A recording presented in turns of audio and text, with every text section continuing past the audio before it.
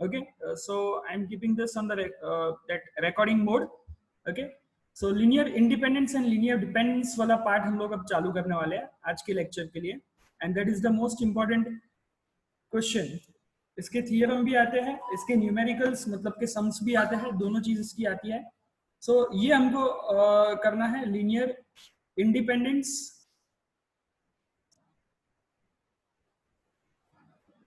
And linear dependence, linear independence and linear dependence. L जैसे कि मैंने लास्ट टाइम बोला था, अगर आपको थोड़ा बहुत भी याद हो, एल और एल इसका शॉर्ट फॉर्म होता था। ओके, थोड़ा बहुत मैं आपको रिवाइज करा दूं तो हम लोग अल्फा 1, अल्फा 2, अल्फा 3 ये सबको वेक्टर स्पेस वी बोलते थे, ठीक है। और स्केलर्स जो होते थे that are represented by a1, a2, a3, ये सबको हम लोग एफ फील्ड बोलते थे। तो ये थोड़ा बहुत याद रखना, क्योंकि शायद हो सकता है कि थोड़ा आपको रिवाइज करने की जरूरत पड़े। रिवाइज करने की जरूरत है तो अगेन आपके पास यूट्यूब की वीडियोस होगी, लिंक्स होगी, उसमें मैंने अभी तक वीडियो रिलेट नहीं किया हुआ है, लेकिन आप उसमें जाके देख सकते हो, थोड़ा रिवीजन हो जाएगा आपका। लेकिन इतना अभी याद रखोगे तो आज के लेक्चर के लिए इनफ है, एल एंड एल के लिए। ओके, सो यहाँ पे हम लोग एक डेफिनेशन लिखना चालू कर देते हैं। वैसे डेफिनेशन मैंने पहले भी लिखाई थी, लेकिन वापस से मैं आपको डेफिनेशन जस्ट रिवाइज करवा देता हूँ एल और एल की। So L I and L D, the topic is L and L D. इसमें डेफिनेशन लिखिए, let v of f let v of f be the let v of f be the vector space, let v of f be the vector space, and s is equal to alpha 1 comma alpha 2 comma alpha 3 up to alpha n be the finite set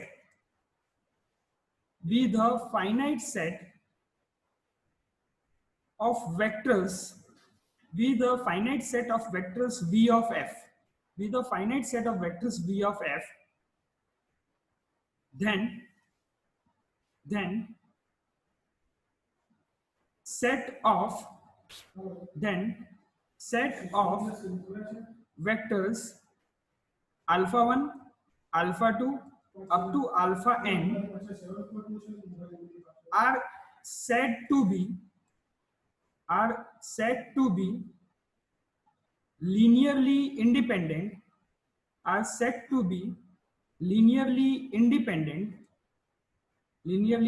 को हम लोग क्या लिखते हैं in short form, it is written as L I. ये मैं इसके लिए आपको बता रहा हूँ क्योंकि एग्जाम में कभी कभी अक्खा नाम नहीं लिखा होता, एल आई एल डी खाली इतना ही लिखा होता है। तो आपको एल आई एल डी का मतलब पता होगा तो आपको कंफ्यूजन नहीं होगा। Okay, for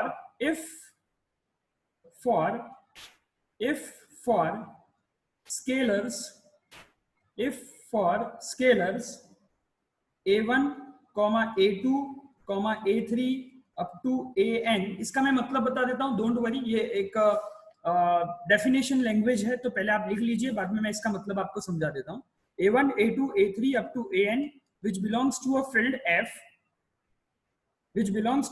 f, and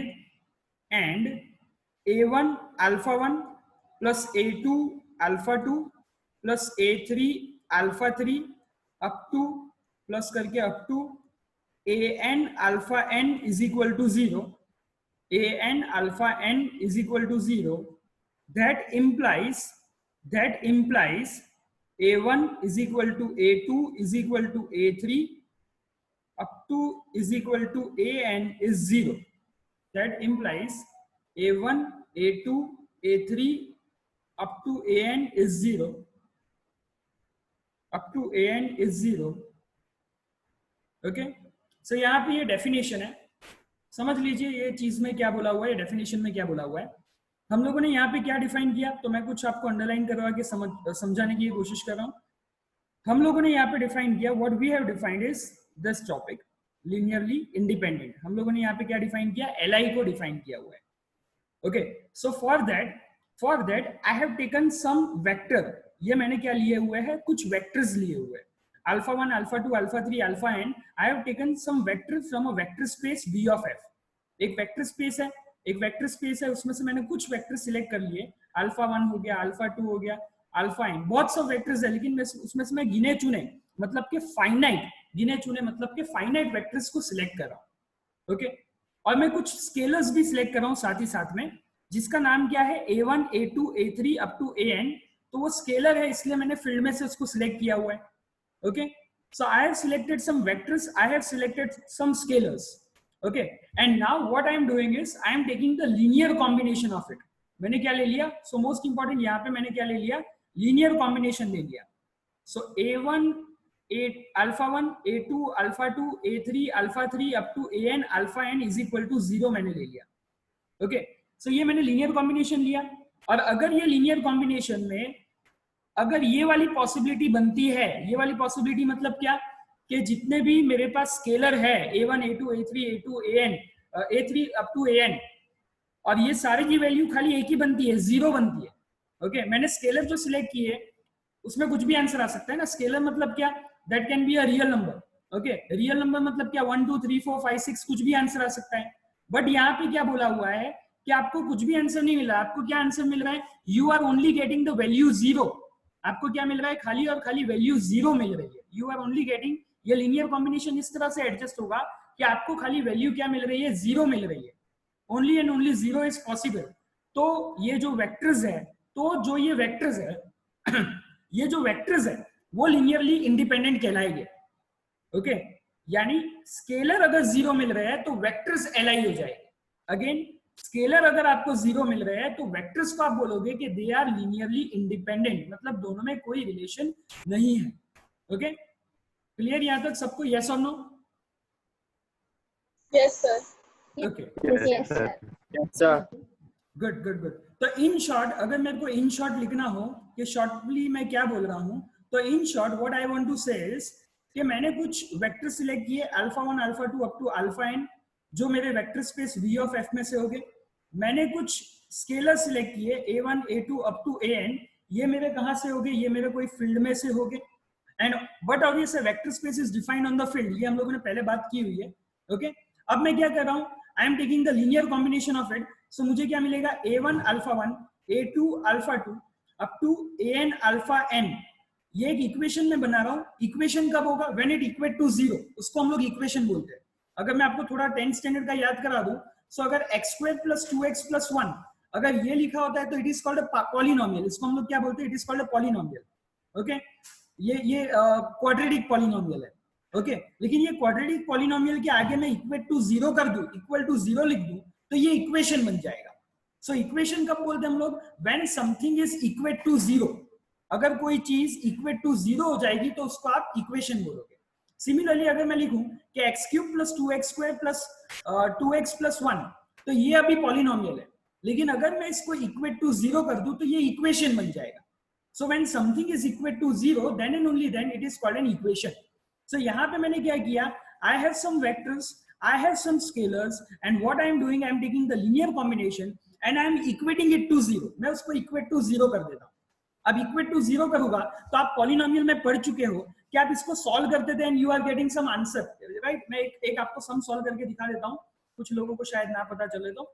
So x² + 2x + 1 is equal to 0. Then आप ये 2x को स्प्लिट कर देते, x² + 1x + 1x + 1 is equal to 0. फिर यहाँ से आप क्या लेते थे, कॉमन निकाल देते, तो x मिल गया, x + 1 अंदर बचेगा, +1 निकल गया, x + 1 बचेगा is equal to 0. And x + 1 × x + 1, ये दो आपको ब्रैकेट मिलते थे, is equal to 0 आप लगा देते थे। So x is equal to -1 and x is equal to -1, इस तरह से आपको कुछ वैल्यूज मिलती थी, right? So you are solving it. Okay, आप इसको सॉल्व करते थे और उसके आंसर्स निकालते थे, जिसको दूसरी भाषा में हम लोग जीरोस बोलते थे, zeros of the polynomial, roots of the polynomial. Okay, शून्य આપણે કહેતા હતા, शून्य बहुपदीના शून्य, એ રીતે આપણે નામથી આપણે સમજતા હતા એને। ओके, तो એ જ રીતે उसी तरह से यहाँ पे हम लोगों ने क्या बनाया है, हम लोगों ने ये इक्वेशन बनाया हुआ है, और इक्वेशन को जब हम लोग सॉल्व करेंगे तो हम लोगों को क्या मिलेगा, A1 A2 ऐसे करते करते AN सबकी वैल्यूज मिलेगी, और ये वैल्यू का आंसर खाली और खाली 0 आता है तो सारे के सारे जो वेक्टर्स है वो LI है। कहने का मतलब ये है, ओके, तो सारे के सारे जो वेक्टर्स है वो LI है, एल्स वो हो जाएंगे LD। ओके, इसमें से एक का भी आंसर 0 के अलावा आया मतलब मान लो कि चलो सबका आंसर 0 आ रहा है, लेकिन एक A3 ऐसा बच रहा है जिसका आंसर 1 आ गया, एक भी ऐसा वेक्टर बचेगा ना तो वो LD हो जाएगा। ओके, यानी आने के हैं तो सबके आंसर 0 आने चाहिए, और अगर एक का भी आंसर 0 के अलावा का आता है तो वो डायरेक्टली क्या बन जाएगा, LD बन जाएगा। ओके, क्लियर हो गया यहाँ तक सबको? Yes, sir. Okay, great. Yes, sir. Yes, Yes, sir. sir. Yes, okay. So यहाँ पे आपको ये पता चल गया। Now give one heading remark. एक रिमार्क हम लोग लिख देते हैं यहाँ पे, remark, if at least one AI not equal to 0, then vectors alpha 1, alpha 2 up to alpha n are called linearly dependent, okay? So if at least one AI is not equal to 0, अगर एक ये LI का हम लोगों ने definition लिखा, तो LD के लिए हम लोगों ने एक रिमार्क लिख लिया कि अगर एक भी एटलीस्ट वन, मतलब एक भी ऐसा AI हमको मिलता है, एक भी हमको ऐसा स्केलर मिलता है जो नॉट इक्वल टू 0 है, मतलब 0 नहीं है, 0 के अलावा कोई भी वैल्यू हो सकती है, 1 2 3 4 कुछ भी ले लो, ओके? तो सारे के सारे जो स्केलर सारे के सारे जो वेक्टर्स हो जाएंगे वो आपके क्या हो जाएंगे, लीनियरली डिपेंडेंट, मतलब एक दूसरे पे डिपेंडेंसी हो जाएगी, LD। Okay, so that is all about LI and LD। ये हम लोगों ने डेफिनेशन लिख लिया। Okay, now we have to follow one result, एक रिजल्ट हम लोग लिख लेते हैं। Okay, and but obvious it is the important one, ये हमारा एक इंपॉर्टेंट रिजल्ट है, इसके क्वेश्चंस आते हैं important. Okay, it is one type of, we can say one type of theorem, but ये एक रिजल्ट की तरह ही मैं लूंगा इसको। ओके, सो थियरम ही है ये हमारा। लिखिए इसमें question, if two vectors are LD, then one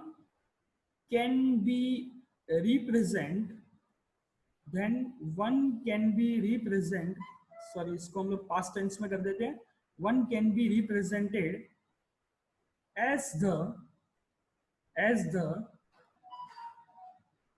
scalar multiple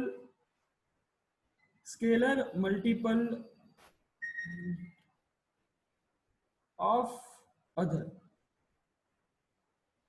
One can be represented as the scalar multiple of other. Yes, okay, if two vectors are LD, then one can be represented as the scalar multiple of other.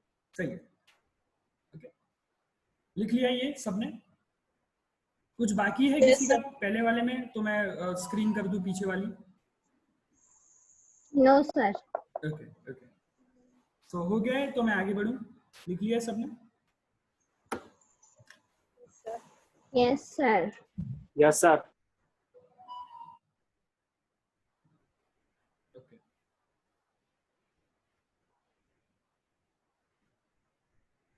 Now इसको हम लोग proof करेंगे। So now theorem है, इसलिए एक तरह का result है, इसलिए हम लोग इसका प्रूफ देंगे। Write the proof.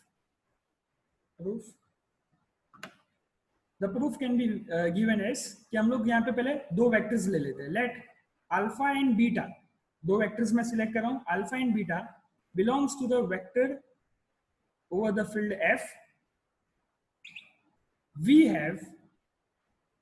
we have A and B which belongs to the field. Okay, यानी दो वेक्टर की बात की है ना। आप देखो, समझो, पहले मैं आपको क्वेश्चन समझा देता हूं, पहले क्वेश्चन हम लोग समझ लेते हैं। क्वेश्चन क्या दिया हुआ है कि आपके पास दो वेक्टर है, ओके, दो वेक्टर है, और दो वेक्टर क्या है, LD है। अब LD होने का मतलब क्या होता है, दो वेक्टर है तो दो स्केलर हो गए सामने आपके पास। अगर आप दो वेक्टर ले रहे हो, अल्फा 1 एंड अल्फा 2, तो सामने आप क्या लोगे, दो स्केलर लोगे, A1 एंड A2।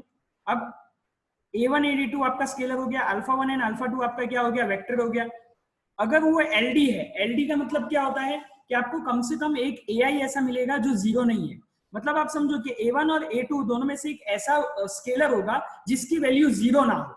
क्योंकि अगर दोनों की वैल्यू 0 हो जाएगी तो वो Li हो जाएगा। यानी A1 और A2 में से एक ऐसा आपको वैल्यू होगा जो 0 ना होती हो।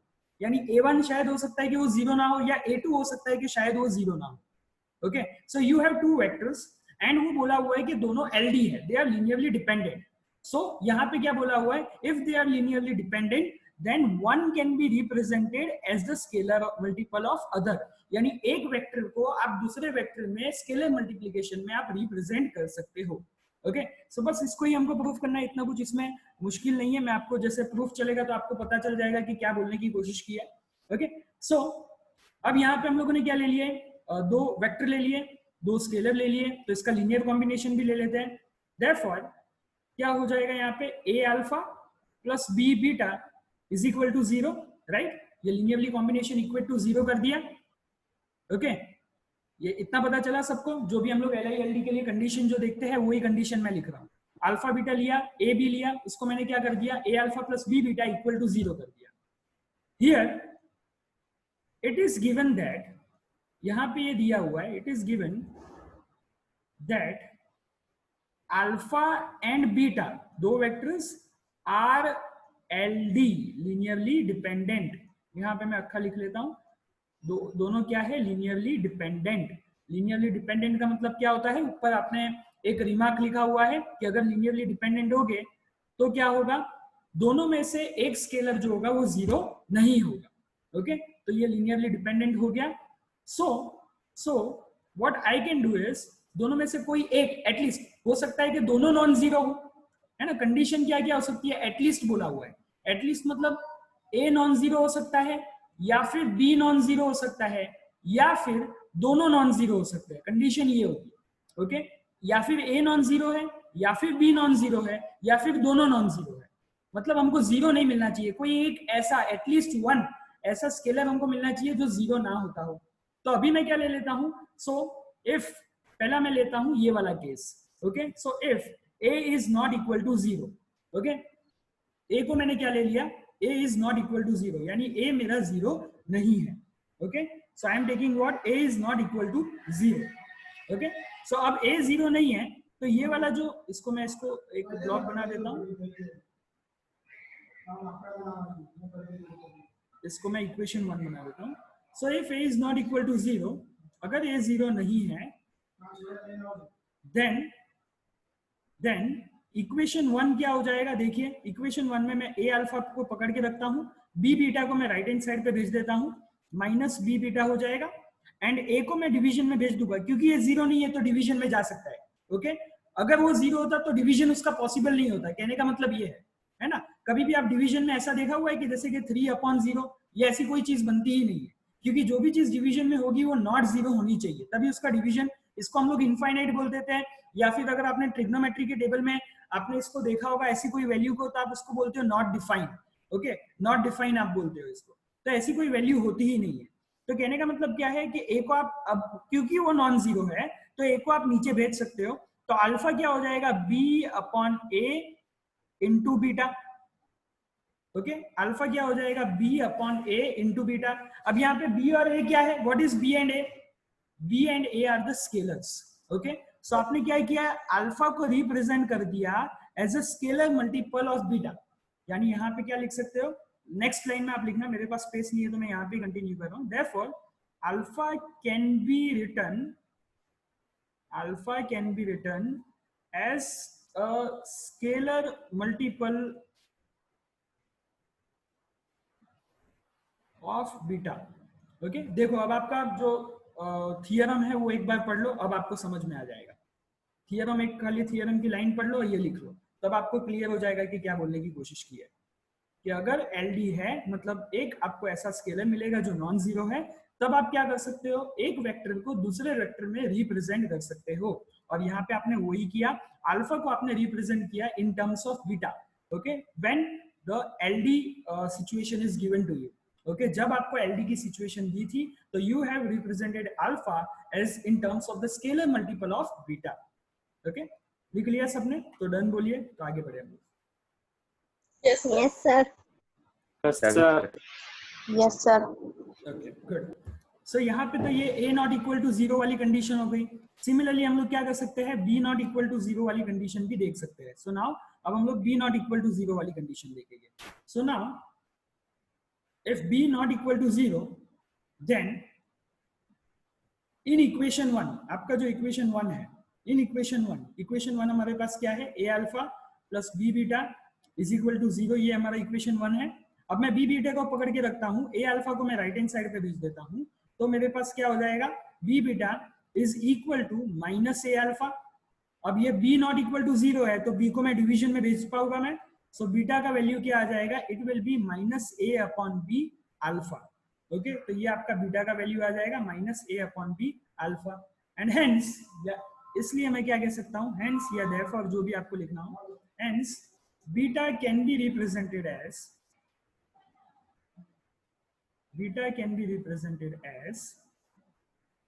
The scalar multiple of alpha. यानी आपने क्या किया, अल्फा के साथ स्केलर मल्टीपल कर दिया, तो आपको किसका वैल्यू मिल जाएगा, बीटा का वैल्यू मिल जाएगा। ओके, तो this is how the condition is, this is how the theorem is. अब दोनों नॉट इक्वल टू 0 है, तो आप कुछ भी कर सकते हो, किसी को भी नीचे भेज सकते हो, ए को भी भेज सकते हो, बी को भी भेज सकते हो। तो थर्ड केस हम लोग नहीं कर रहे हैं। दो केस में हमको क्या मिल गया कि अगर लीनियर डिपेंडेंसी है तो एक एटलीस्ट एक आपको नॉन जीरो मिलेगा। वो जो नॉन जीरो आपको मिला है उसको आप डिवीजन में भेज सकते हो, तो आपको जो वेक्टर मिलेगा वो क्या मिलेगा, it will be a scalar multiple of another vector. Okay, वो आपको, आप उसको रिप्रेजेंट कर पाओगे as a scalar multiple of another vector. So this is how the theorem works. इस तरह से हम लोग थ्योरम करा सकते हैं। ओके, इसके काफी बार सम्स पूछे जाते हैं एग्जाम्स में। सो एक थ्योरम हो गया, ये थ्योरम को आप पक्का कर लेना, मैं इसमें ज्यादा थ्योरम नहीं करा रहा हूँ। हम लोग एक सम ले लेते हैं। ओके, तो लेक्चर थोड़ा बहुत बोरिंग भी नहीं होगा आप लोगों के लिए। एक सम ले लेते हैं। ओके, सो इंपॉर्टेंट है क्वेश्चन, क्वेश्चन दे दो आप, न्यूमेरिकल बोल सकते हैं हम लोग, सम बोल सकते हैं हम लोग। चेक वेदर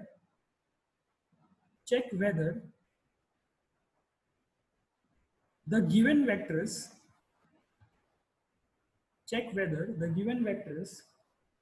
are li और ld।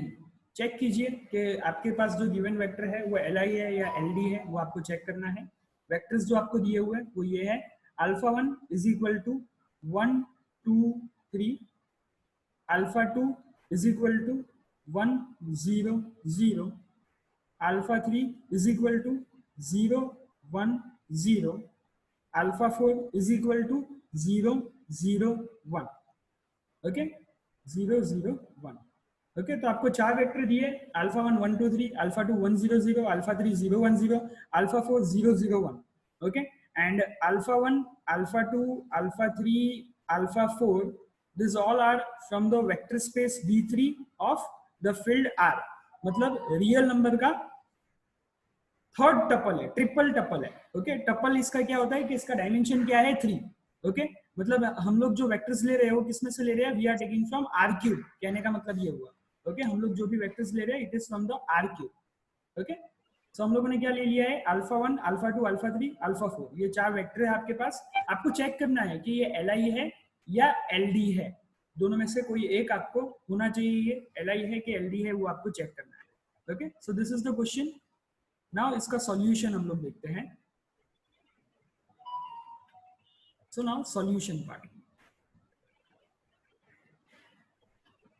ओके, अब यहाँ पे चार वेक्टर लिए हैं, तो चार वेक्टर के सामने मुझे क्या लेना पड़ेगा, चार स्केलर लेना पड़ेगा। So let a1 a2 a3 a4, okay, a1 a2 a3 a4 belongs to the field F। मैंने क्या ले लिए, सामने चार वेक्टर है तो मैंने चार स्केलर ले लिए, a1 a2 a3 a4 belong to the field F। And अब मुझे क्या करना पड़ेगा, लीनियर कॉम्बिनेशन करना पड़ेगा। Okay, so what I am doing is the linear combination part. So a1 alpha 1 plus a2 alpha 2 plus a3 alpha 3 plus a4 alpha 4 is equal to 0, है ना। Linear combination करना पड़ेगा। और यहाँ पे आपको एक बात ध्यान में रखनी है कि ये जो 0 है वो कौन सा 0 है, ये 0 है वो कौन सा 0 है, यस ये जीरो कौन सा जीरो होगा स्टूडेंट्स? ये जो जीरो होगा it is zero vector, okay, ये जीरो वेक्टर है, ओके, यानी ये V3 में जीरो वेक्टर कौन सा होगा? 0,0,0 ऐसा, ओके। तो ये जो जीरो मैंने लिखा हुआ है ये कोई नंबर नहीं है, ये एक्चुअली में it is the zero vector which is actually 0,0,0, क्योंकि यहाँ पे वेक्टर जो हम लोगों ने लिए वो ट्रिपल 3 वाले लिए हुए, ओके। तो इसका जीरो वेक्टर क्या होगा? 0,0,0। नाउ इसको हम लोग सॉल्व करेंगे। जस्ट आपको क्या वैल्यूज रखना है? A1 अल्फा 1 का वैल्यू क्या है? 1 2 3 प्लस A2 अल्फा 2 का वैल्यू क्या है? 1 0 0 प्लस A3 अल्फा 3 का वैल्यू क्या है? 0 1 0 प्लस A4 अल्फा 4 का वैल्यू क्या है? 0 0 1 is equal to 0 0 0, okay. Null vector को मैंने लिख दिया 0 0 0। अब समझिए यहाँ पे आपको क्या चेक करना है? हम लोगों ने क्या लिया? वेक्टर ले लिए, वेक्टर के सामने हम लोगों ने उतने स्केलर ले लिए, उसका लीनियर कॉम्बिनेशन और इक्वेट टू 0, मतलब उसका इक्वेशन भी बना दिया। अब हम लोग इसको सॉल्व करेंगे और सॉल्व करने पे अगर A1 A2 A3 A4 इसका आंसर 0 0 0 मिला तो वो क्या हो जाएगा? LI के LD? यस बताइए। LI होगा, ओके। अगर सारी जो वैल्यू है वो आपको 0 मिली तो वो LI होगा, अदरवाइज एक भी वैल्यू आपको 0 के सिवा वाली मिली तो वो LD हो जाएगा, ओके। क्लियर यहाँ तक? सो अब हम लोग इसको सॉल्व करेंगे। आप क्या करोगे? देखो नेक्स्ट स्टेप में A1 जो है वो तीनों को मल्टीप्लाई हो जाएगा 1 2 3, तो A1 जो है 1 के साथ भी मल्टीप्लाई होगा, A1 2 के साथ भी मल्टीप्लाई होगा, A1 3 के साथ भी मल्टीप्लाई होगा, ओके। सो ये क्या हो जाएगा? 1A1 2A1, एक एक स्टेप आपको करना है और बताना है 3A1। डायरेक्टली आपको आता होगा लेकिन वो नहीं करना है यहाँ पे, ओके। फिर यहाँ पे इसके साथ मल्टीप्लाई करोगे तो A2, बाकी तो 0 0 है तो A2 0 0, फिर उसके बाद आप क्या करोगे? प्लस करके 0 A3 0, फिर उसके बाद क्या हो जाएगा? 0 0 A4 and that will be equal to what? 0 0 0 0, okay. ये आप कर लोगे यहाँ तक, okay. In the next scenario अब हमारे पास क्या मिलेगा? देखो फर्स्ट वाले को ऐड कर देंगे, 1A1 A2 0 0, तो पहला आपको क्या मिलेगा? It will B A1 plus A2, right? A1 plus A2 इस तरह से मिलेगा। उसी तरह से कॉमा करोगे आप 2A1, यहाँ पे 0 है, A3 0, मतलब यहाँ पे क्या मिलेगा आपको? 2A1 प्लस A3, ओके, बाकी के 0 है। उसके बाद आपको थर्ड में क्या मिलेगा? 3A1, थर्ड वाले को ऐड कर दो सब, ओके। ये थर्ड वाले को आप ऐड करोगे। देखो फर्स्ट वाला फर्स्ट के साथ ऐड होगा, यहाँ पे भी और यहाँ पे भी, तो उसका आंसर क्या मिलेगा? 1A1 प्लस A2, तो लिखा मैंने 1A1 प्लस A2, ओके। सो A1 प्लस A2 हो गया। सेकेंड वाले को ऐड करोगे, सो 2A1 plus 0 plus A3 plus 0, तो मुझे क्या मिलेगा? 2A1 plus A3, right? 2A1 plus A3 मिला। इसके बाद हम लोग क्या करेंगे? 3A1 plus 0 plus 0 plus A4, तो मुझे क्या मिलेगा? 3A1, yes 3A1 plus A4 इतना मिल जाएगा। तो ये सबका एडिशन मैंने यहाँ पे लिख दिया हुआ है, इज इक्वल टू मुझे क्या मिलेगा? 0 0 0। यहाँ तक समझ में आ गया सबको? Yes sir. Yes sir. Okay sir. Yes sir. Yes sir. लिख लिया सबने यहाँ तक? Yes sir. Okay yes. तो मुझे बताइए क्या लिखा है? मैंने पेज टर्न कर दिया हुआ है, तो मुझे हेल्प कीजिए क्या है?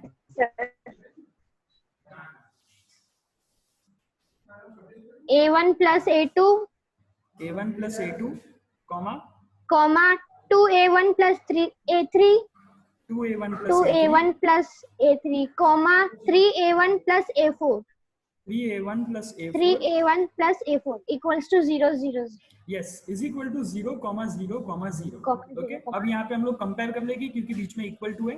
सो मुझे 3 इक्वेशन मिलेगी। I get 3 equation, that is A1 plus A2 is equal to 0। Second में क्या मिलेगा? 2A1 plus A3 is equal to 0। Third में हमको क्या मिलेगा? 3A1 plus A4 is equal to 0। तो यहाँ पे मुझे 3 इक्वेशन मिली। Let it be equation 1, let it be equation 2 and let it be equation 3। Okay, now अब आप क्या कर पाओगे? अब आपको इसको सॉल्व करना है। You need to solve it. Okay, तो अब सॉल्व किस तरह से करना है, तो ये तीनों इक्वेशन को आप गौर से देखो, कुछ कॉमन आपको लग रहा है, तो यस यहाँ पे कुछ कॉमन हमको लग रहा है कि तीनों में A1 A1 A1 आ रहा है ना, ये पार्ट हमारे लिए कॉमन है कि तीनों में क्या आ रहा है, there is A1 common in that. Okay, हमारे पास क्या है, A1 कॉमन है। तो अब हम लोग इसको क्या करेंगे, इसको सॉल्व करने के लिए what we can do is, first equation जो है ना, फर्स्ट इक्वेशन में मैं A2 को पकड़ लेता हूँ और इसको रिप्रेजेंट करता हूँ एज A1।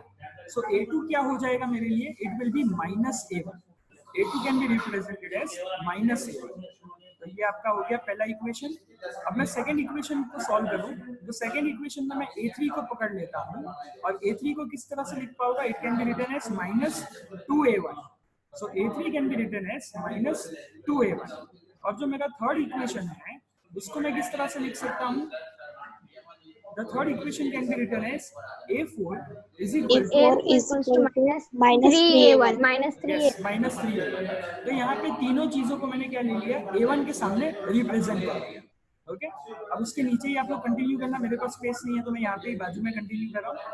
अगर मैं A1 की वैल्यू 1 ले लूँ, for an example if I take A1 is equal to 1, suppose कर लो कि A1 1 है, क्योंकि बाकी सब A1 के रिस्पेक्ट में ही हम लोगों ने फाइंड किए हुए, तो A1 की वैल्यू अगर मैं 1 ले लूंगा तो A2 मुझे क्या मिलेगा, it will be -1 according to this equation. A2 क्या हो जाएगा, -1 हो जाएगा। A3 क्या हो जाएगा, इट विल बी -2 into 1, मतलब ये क्या हो जाएगा, -2 हो जाएगा। ओके, एंड A4 मुझे क्या मिल जाएगा, A4 will be -3। Okay, A4 मुझे क्या मिल गया, -3। ओके, सो कहने का मतलब यहाँ पे ये हो गया कि हमारा जो A1 था वो अगर हम लोगों ने 1 लिया तो A2 उसके हिसाब से -1 होगा, A3 उसके हिसाब से -2 होगा और A4 जो है वो आपको -3 मिलेगा। यानी कहने का मतलब आपको 0 नहीं मिला, आपको क्या नहीं मिला, you are not getting 0, that means the vectors are Linear dependent. Yes li yes yes yes, good. So यहाँ पे आप लास्ट में लिख देना dependent hence the vectors are LD, linearly dependent. Hence the vectors are linearly dependent. Hence the vectors are linearly dependent.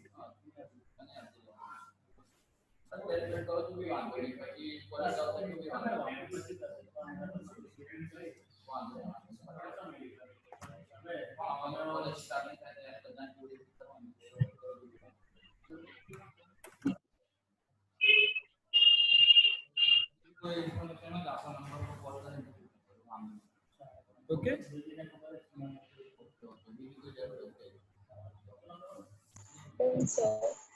And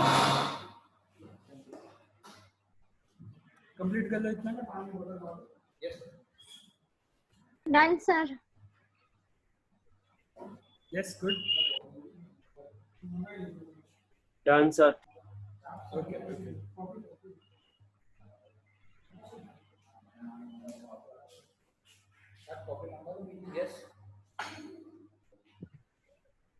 Yes. So I hope आप लोगों ने लिख लिया होगा सबने। Yes. So we have less than 1 minute. We cannot do further. हम लोग यहाँ पे स्टॉप करते हैं। आप लोगों को आज मैंने एक